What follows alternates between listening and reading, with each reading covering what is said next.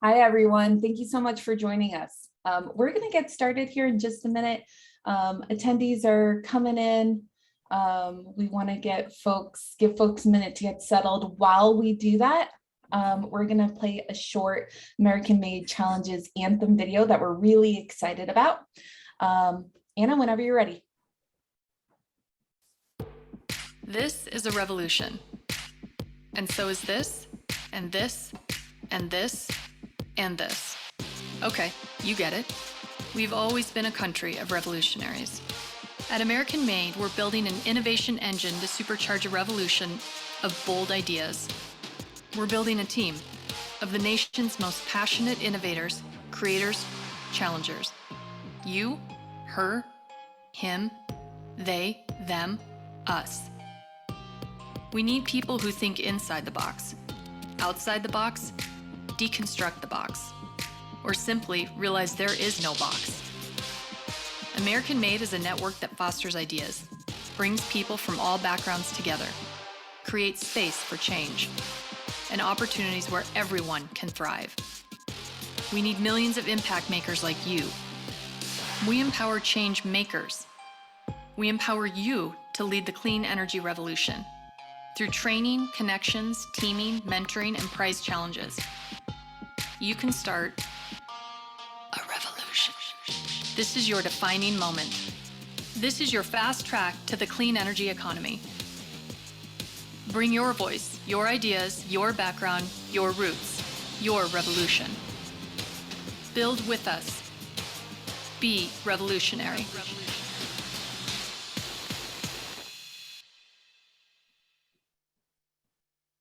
Stop overpaying for. Ooh, yes, let's stop overpaying for power for sure.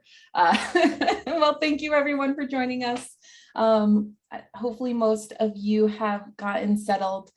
My name is Emily Evans. I'm from the National Renewable Energy Lab, and I'm one of the prize administrators on the Solar Forecast Prize Administration team. I'm joined today by Tassos Golnaz, Rodney Kitsio from the U.S. Department of Energy Solar Energy Technology Office, as well as Will Holgram from the University of Arizona Solar Forecast Arbiter.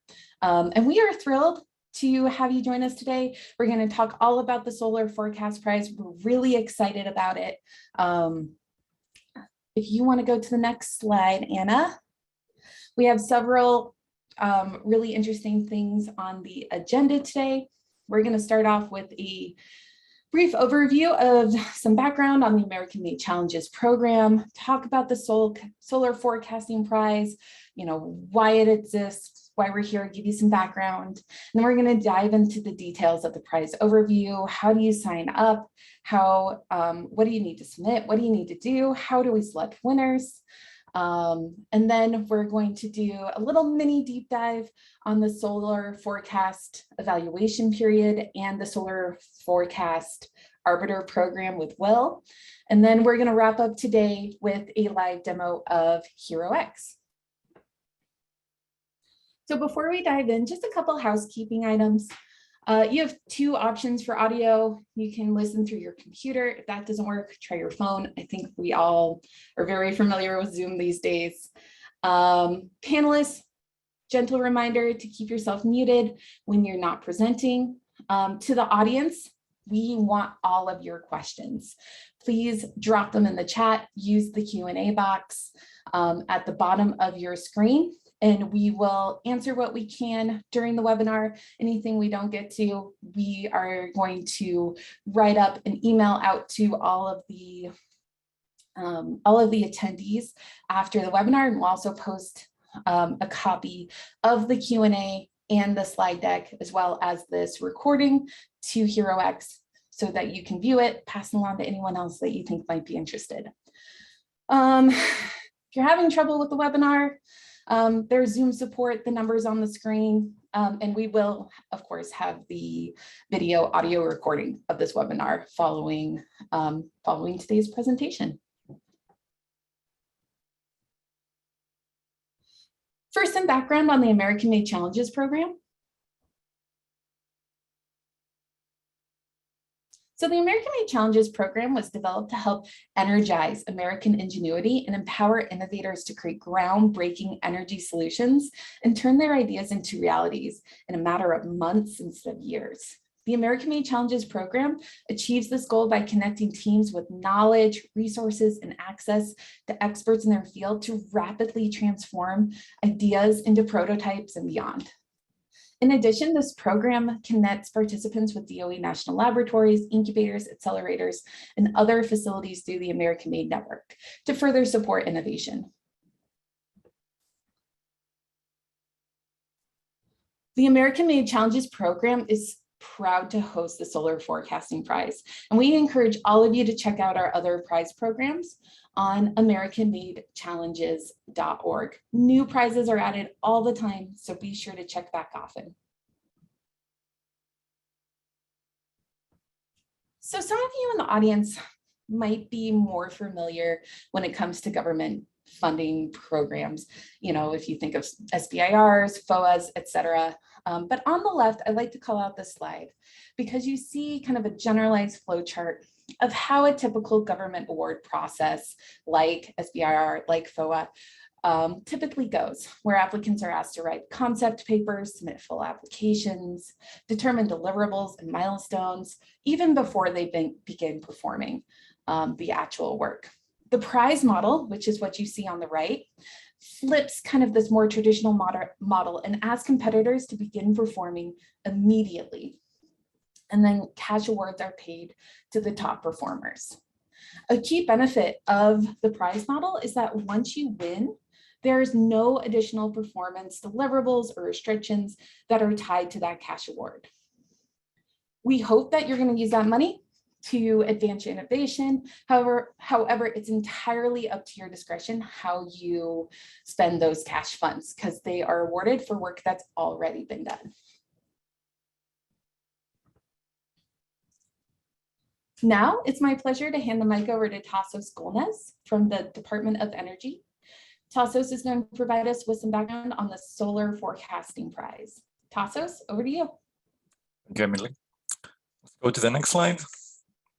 So what's this solar forecasting prize about? So it will do two things, right? First, it will reward the best performing probabilistic forecast for solar irradiance. Second, it will reward plans that can address the low supply of and demand for probabilistic forecasts.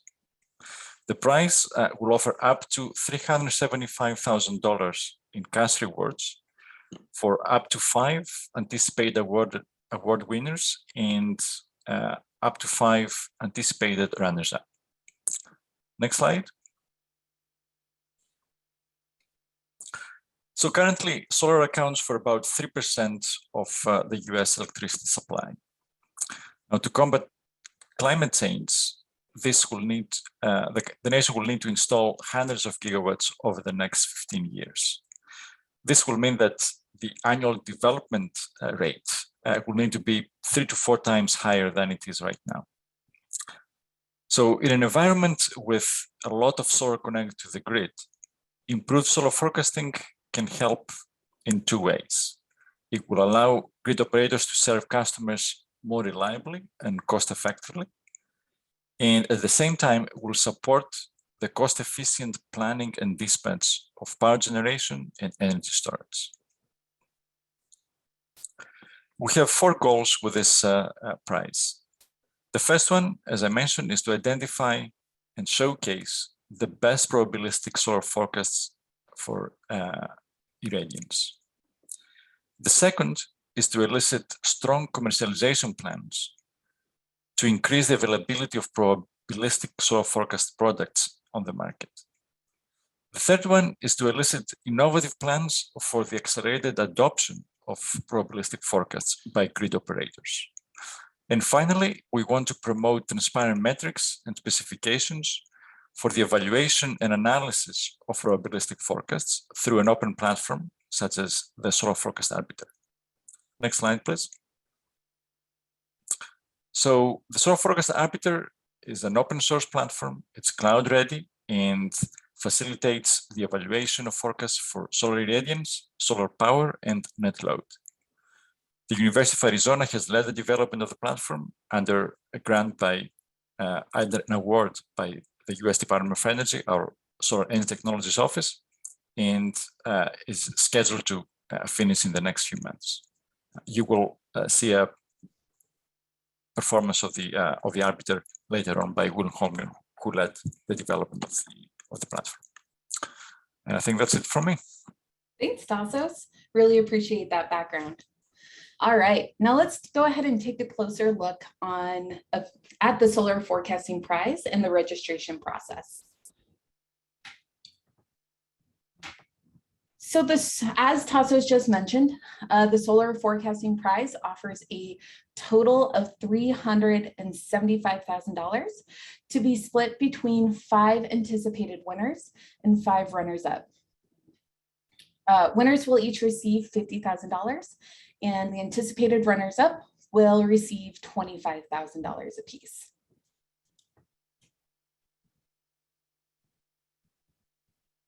If you want to compete, we highly encourage you to do so. In a nutshell, this prize is open to anyone who is a US citizen and is open to anyone who is a US citizen, whether you are a scientist, a student, a business owner, someone already working in the forecast industry, or just someone with a big idea. We definitely want to hear from you. Full eligibility requirements can be found in the official rules document. And speaking of the official rules document, next slide whenever you get a chance. So speaking of the official rules document, we highly encourage competitors to read the official rules document. It is your best source, it should be your first and best source of information about the prize. In the rules, you're going to find helpful background information, details on eligibility, prize structure and awards, and other vital information, including eligibility, to help you perform well in the prize. You can find the official rules document at the link listed on this slide or by going to the Solar Forecasting HeroX webpage and clicking on the resource tab.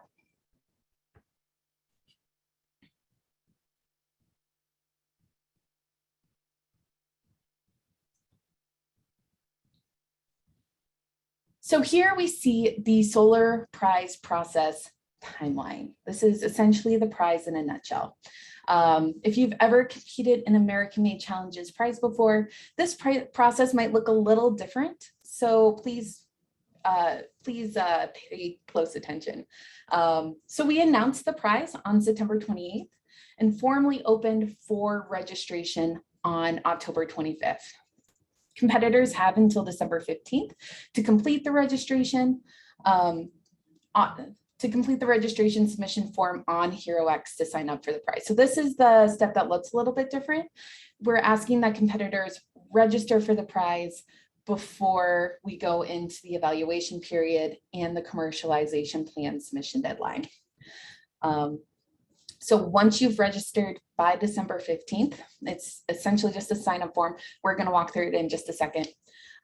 Competitors will then be asked to submit daily forecasts in the Solar Forecast Arbiter from January 17th to February 13th. A lot more information on this in just a little bit. We're also asking that competitors submit a commercialization plan and other submission materials in HeroX by February 13th. You'll get access to a second submission form after you have registered. Winners will be announced probably around mid-March. So let's now take a closer look at the registration process for this prize.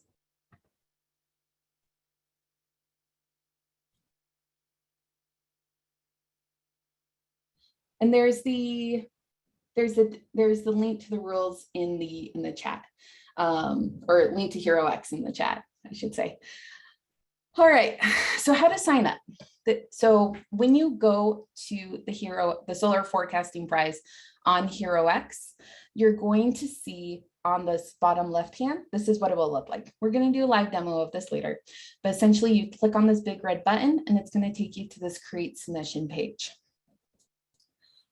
So at this point, it's going to ask you to sign in to your existing HeroX account or create a new one.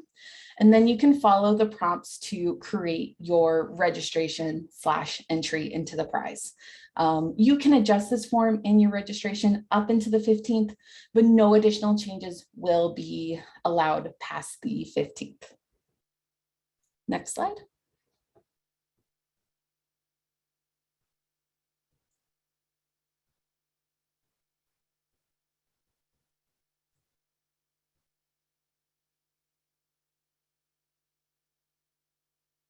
So part of the registration in HeroX is that we're asking you to also sign up on the SFA platform. So you must create a separate account on the SFA platform. And you do that by going to solarforecastarbiter.org, click on dashboard, click on login, follow the prompts to create an account. If you don't already have a data use agreement, we're asking that you sign that and upload it to HeroX. Really important, when you're filling out the HeroX registration form, we're going to ask that you enter the email address that you used to sign up on SFA in the HeroX registration form, and those two need to match exactly because we'll be adding you to a common group and we need to be able to find you.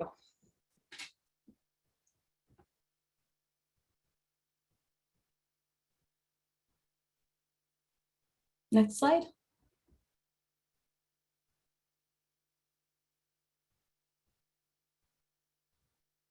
And there's a slight delay, so thank you for your patience. All right, so when you register on HeroX as a competitor, you can choose to compete as either an individual or as a team. If you compete as a team, you will be prompted to send invitations to others to join your HeroX team. You can collaborate on your HeroX submissions, and then you get listed as a team, which is nice. If you find that you're looking for additional team members or you're looking to join a team, you're an individual, but you don't really want to compete alone, HeroX does offer a team matching tool. It's under the Teams tab, and we'll look at this more in the live HeroX demo a little bit later on.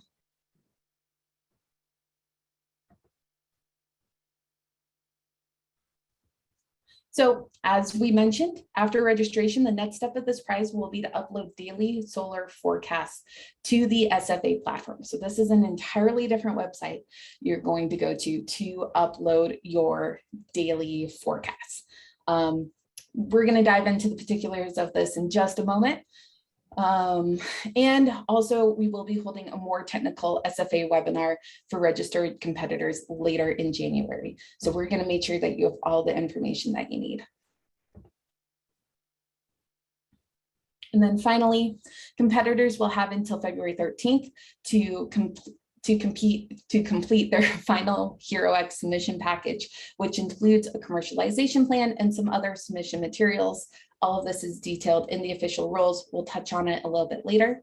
And actually, that time is now to talk a little bit more about the commercialization plan as well as scoring and winner selection. It's my pleasure to hand things over to Rodney Kitzio. Rodney, over to you. All right, thank you, Emily. So I'll talk about the commercialization plan and the scoring for it. So on February 13th, which is actually the final day of the forecast evaluation period, this is when all competitors will need to upload their commercialization plan items. And for those items, you need to upload the cover page, the written actual plan itself, a summary slide, and any letters of commitment and IP license agreements with any other partners that you may be working with. And then for that written plan, we're asking competitors to write their plans with those 3 questions you see there in mind, because those questions will be used to evaluate the quality of the plans. And then in terms of the word limit, the plan should be no more than 2,000 words total.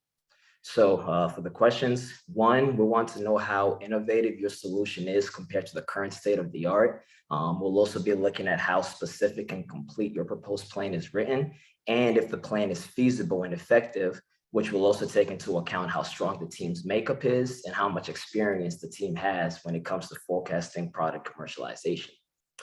And then in terms of how competitors should tailor their plans, we're expecting to have a competitor pool that includes those who are presently in the business of providing forecasting services commercially and those who are not.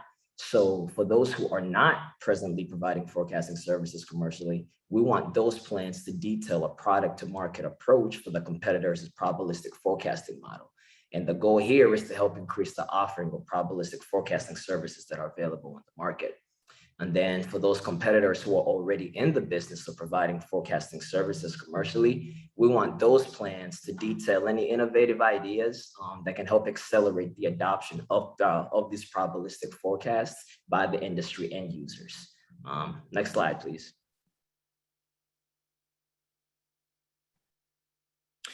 All right, so then now for the actual scoring of the plans. So the rules document, as stated earlier, details how the commercialization plans will be scored and judged. There will be a panel of experts from within the field who are going to serve as the reviewers of these plans. So the reviewers will read, comment, and score each submitted plan, and the scores of all those reviewers will then be averaged to give what we call the plan score for each competitor. So then the scoring is going to be based on some statements, and each statement will receive a score of 1 to 6 based on how well the plan addresses that specific statement.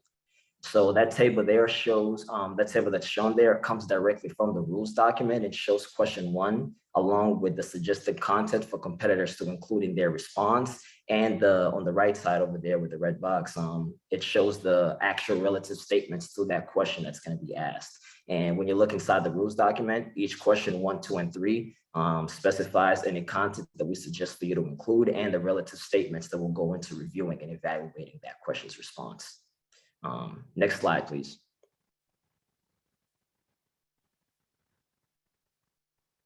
So then in terms of actually selecting the winners and the runners-up, so to select the winners and the runners-up, that's going to be based on the total score of each competitor. The total score is going to be an addition of the plan score, which we just went over, and the final forecast score.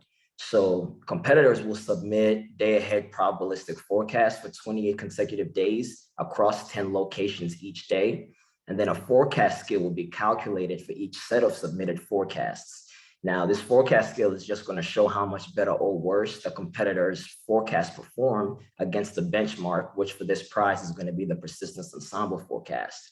We'll use the continuous rank probability score, or CRPS, as the performance metric. And then the forecast skills will be converted to a final forecast score by averaging the skill values across those 10 locations and rounding that value to 2 decimal places. We'll then multiply that by 100 and then by a factor of 3 to give the final forecast score. And again, that final forecast score plus the plan score will be added together to give the total score for each competitor. And the judge will use those to evaluate who will be the winners and the runners-up in the competition. And that's it. Thank you, Rodney. Really appreciate you walking us through that. It is now my pleasure to introduce Will Holgram from the University of Arizona Solar Forecast Arbiter Program.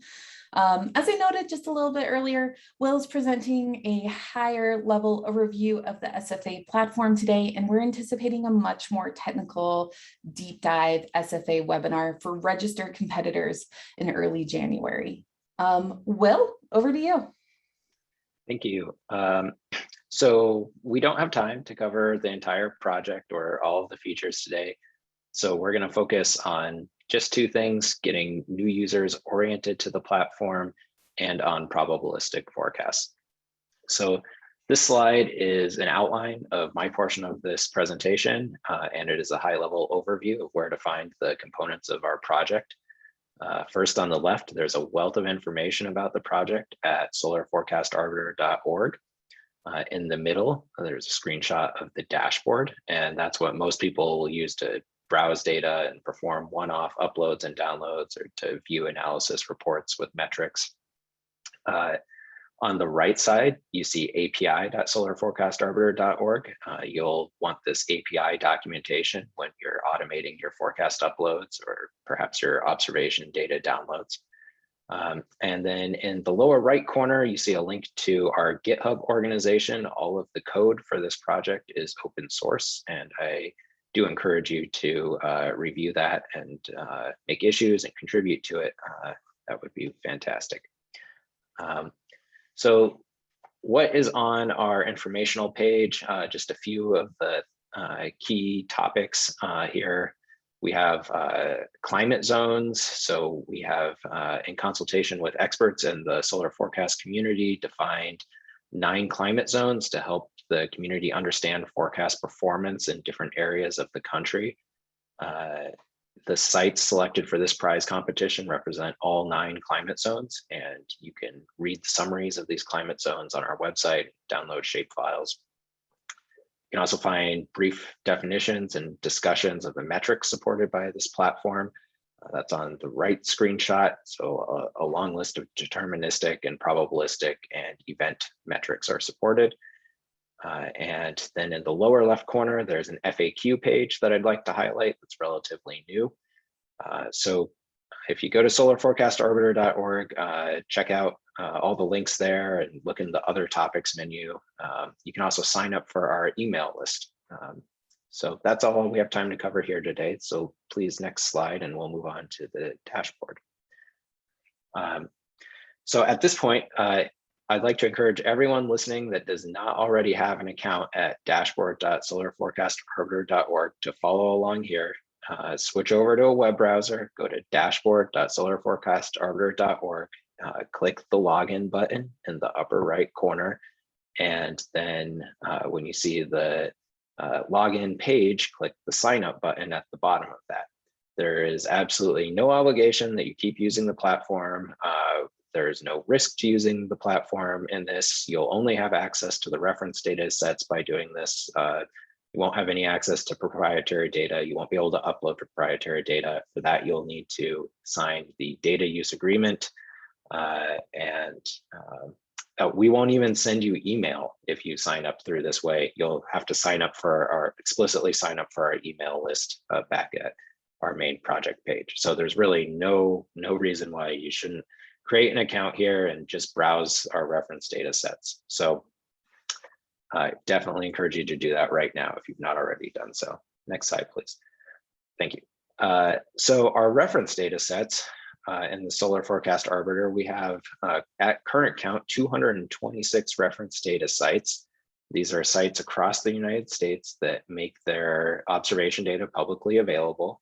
And it's all relevant to the solar industry. So all of these sites have at least global horizontal irradiance. Some of these sites, like those in the SurfRad and SolRad and MidSea and ARM and Oregon networks, also contain direct normal irradiance and diffuse horizontal irradiance observations. A few of them, particularly those from the Oregon network, contain power data as well for relatively small system, kilowatt scale systems, AC and DC power. There's some historical power data from NREL's PV DAC database when that still worked. For the vast majority of the sites, though, we are pulling new data every evening. So you can basically, if nothing else, treat this site as a uniform API to a whole bunch of high quality observation networks. Now, for most of these sites, we also process NOAA weather models into benchmark forecasts for these sites. It's a very straightforward processing of cloud cover into irradiance. In the case of the NOAA HER model, we're directly using those irradiance values. We also create benchmark forecasts based on the persistence model using both the pure persistence approach and accounting for solar position. Now, this prize is all about probabilistic forecasts. We do create benchmark probabilistic forecasts using the NOAA GEFS model and the persistence ensemble technique. And we make nightly recomputes of the performance of those. Of those 200 sites in our database, we selected 10 to use for this solar forecasting prize. And they do cover a wide variety of climates, all of our climate zones. And you can check out the links on the HeroX website to get the direct links to those sites. But you can also search for those using the search bar on the page. Next slide, please.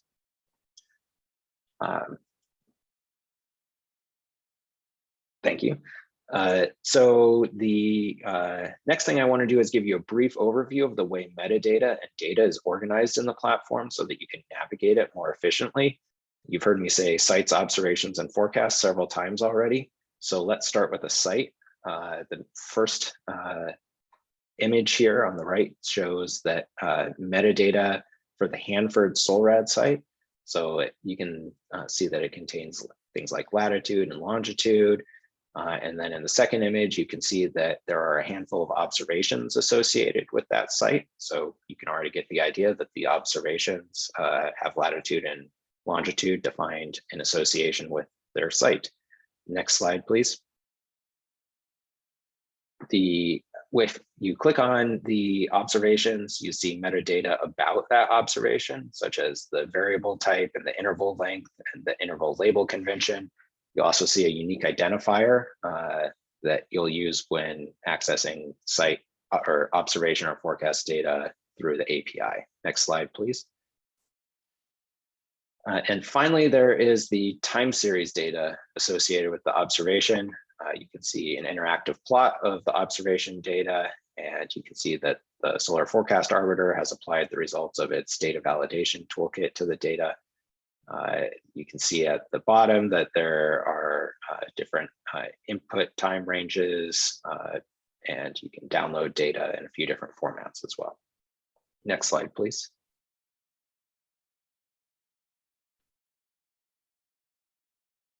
Thanks. So let's talk about forecasts now. And before talking about forecasts in the Solar Forecast Arbiter, let's take a step back and think about the problems around traditional forecast evaluation. So most operational forecast systems in the renewable energy world produce much more data than people can easily understand.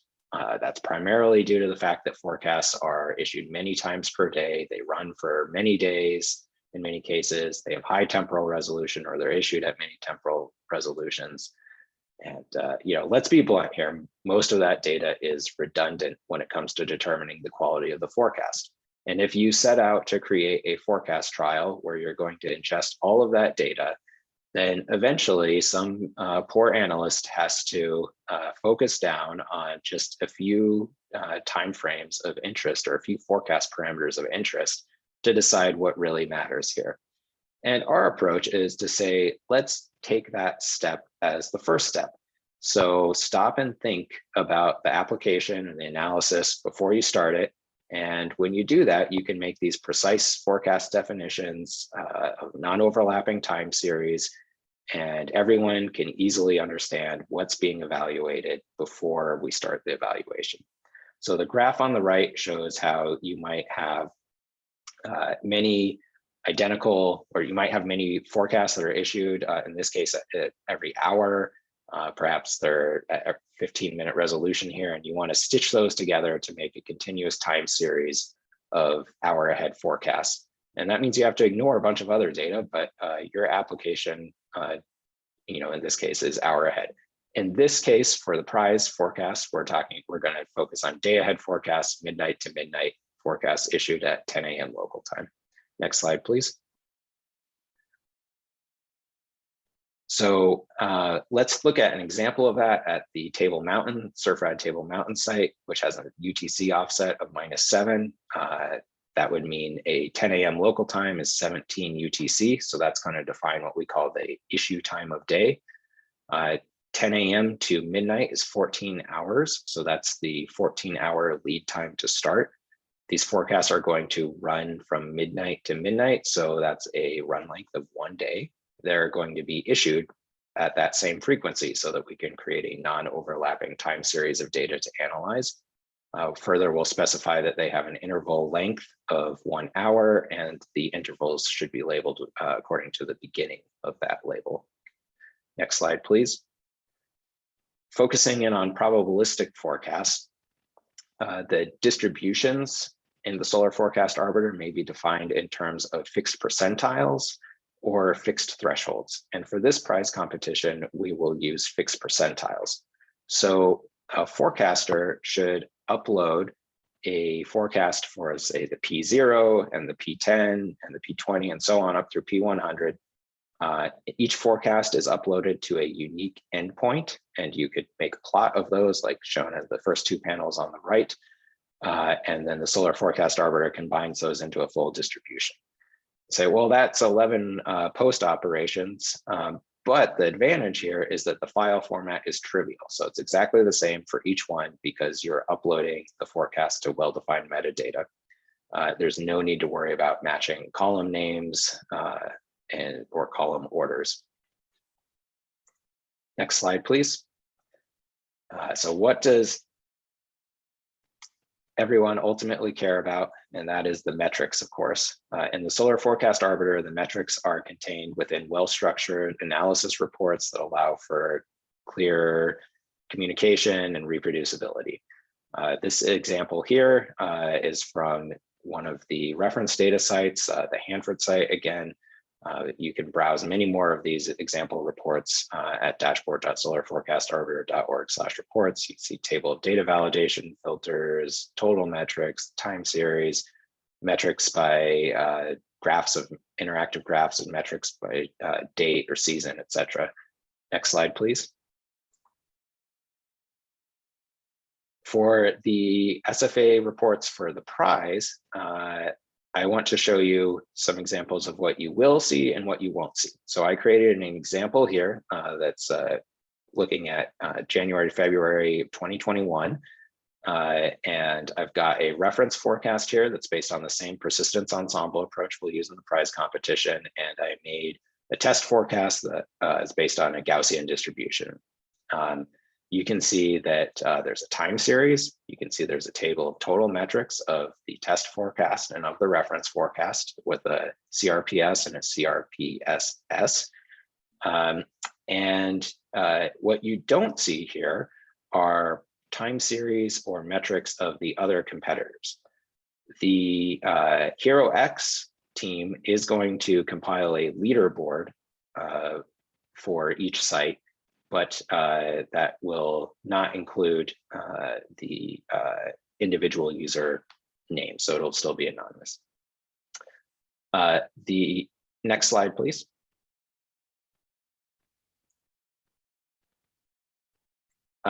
Next, let's talk a little bit more about the data upload and download. We'll go into this in more detail in January, but you can find an example script on our website. And of course, there's the API documentation that I mentioned previously. A screenshot on the right shows looping through in some pretty simple Python code of how you might upload an example probabilistic forecast. Next slide, please.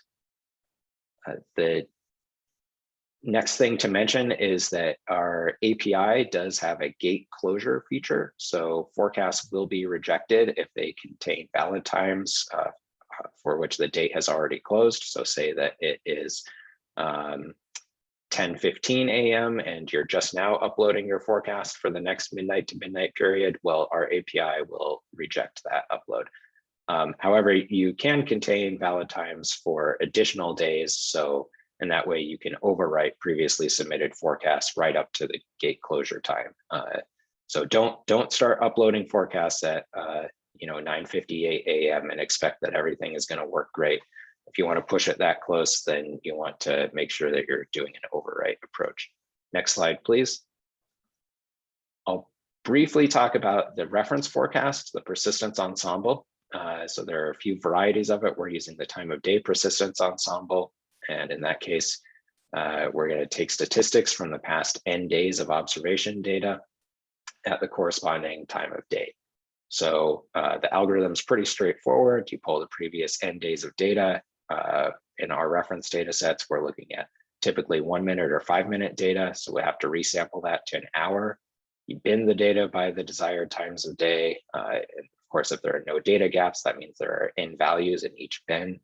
From that, you compute percentiles, and then you associate each bin with the desired forecast date time.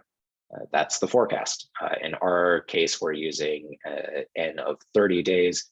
All of our reference forecast code is available on GitHub, so you can incorporate that into your own processes or use it to make your own benchmarks as well. That's all the topics I wanted to cover today. Thank you. Thanks, Will. That was great.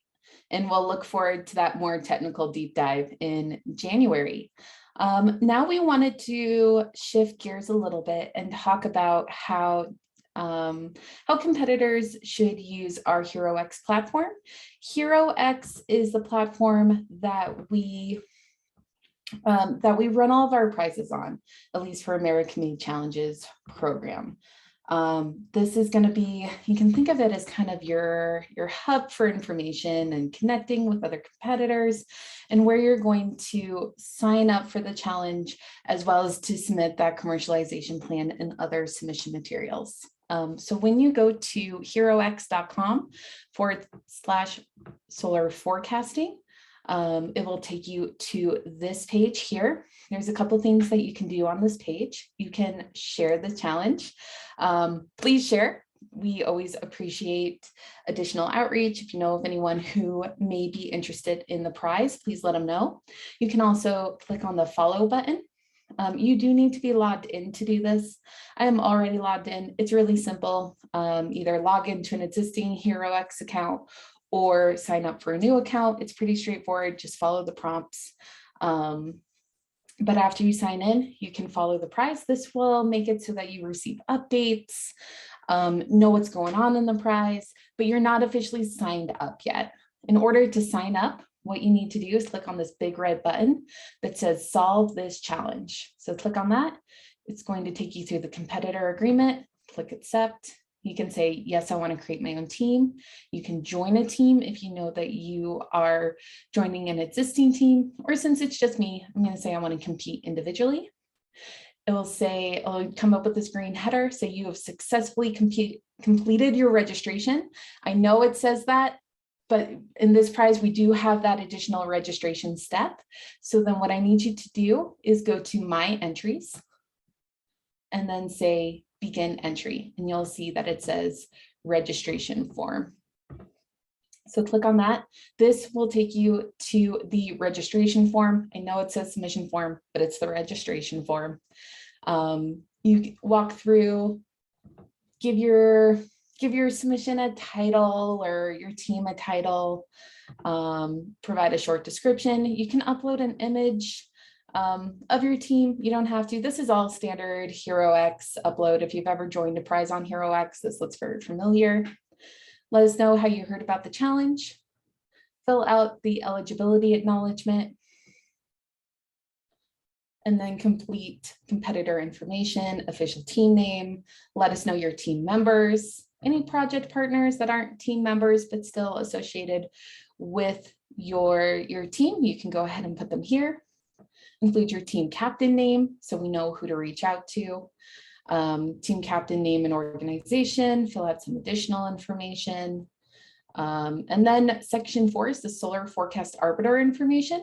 This is where you're going to agree that you understand that we're going to use the solar forecast arbiter, that you will register or have registered, hopefully have registered will be great. You can upload your SFA data use agreement. We'll get to where to find that in just a moment. And then, as we discussed, the exact email that you used when you signed up for the SFA, so we know to add you to the group. And then let us know if you are already providing forecast services commercially. We also do have some self-identification questions. We don't look at this on an individual application by application, but kind of just helping us to understand where our applications and our teams are coming from as a whole. Totally voluntary, fill it out if you'd like. We'd love to learn more. Let's go. So then whenever you'd like, you can save and preview. And then you can delete the entry or edit. And then when you're done, there is a submit button at the very bottom. This will turn into a submit button. I'm not going to take the time to fill out this entire form. So let's go. So that is the registration process. You must fill out that form before December 15th registration deadline. If you do not fill that out by the 15th, you will not be allowed to participate in the prize. So please, please, please take a moment, fill it out, submit it. You can always go back and edit it if something changes. You will then, once you've registered, you'll get access to a second submission form that's going to be your commercialization plan. And then once you've done that, then you can engage in that next step. A few other things that you can find on HeroX that is really useful. Here you'll find a challenge overview, includes some high-level information about the prize, the solar forecasting site list. This is an abbreviated table. We have a more detailed one. Guidelines, links to the official rules document. Timeline, we'll keep this updated. If you've ever participated in a prize, you know that things can kind of shift around a little bit, especially around winner announcements. We'll keep this timeline up to date. You want to catch up on any updates that we've sent out about the prize, you can do so here. You'll also receive these updates via email if you follow or sign up as a competitor for this prize. You can go on the forum and ask questions. Teams, you can check out everyone who has signed up. Again, if you want to find a team or need more people, you can go to the team matching tool under the Teams tab. You can add yourself, create a team, and then be added. You can kind of think of this as like a Craigslist for teams. Definitely encourage you to use it. Team up, find more people to join your team. Resources, we will add resources here, such as the webinar. This webinar recording, we'll list this here later this week, along with the slides, along with the Q&A, answers to all of your great questions that you've been adding into the chat. We have a couple of resources here already for you to check out. Here's the detailed site list with links that you can click. The official rules document is right here, and the data use agreement. And you get to those by clicking on these links. We will also be updating the FAQ as we go along. There's some standard ones here, but we will certainly be adding to them. And that is HeroX in HeroX real briefly, just to give you an idea. Anna, you can go ahead and take back the screen sharing whenever you're ready. So everyone, please, if you have any questions, we've been answering some in the chat as we go along. We are going to, answer everyone's questions, even if we already answered yours in the chat. We'll post it for the benefit of everyone up onto the HeroX website. We'll also email it out along with a webinar recording and the slide deck so that you can go back and review it whenever you're ready. If you have any additional questions post-prize, don't hesitate to go to the HeroX form, type in your question there. You can reach out to me directly. I'm the prize administrator. My email is up there, emily.evans@nrel.gov. I am here to answer your questions. And thank you all for joining us today. We are really excited about this prize and this really amazing collaboration with the Solar Forecast Arbiter. I would encourage you to hop over to HeroX, complete your registration form, just get it in, mark it off your to-do list, and then we will see you in January. This concludes our webinar. Thank you everyone for joining.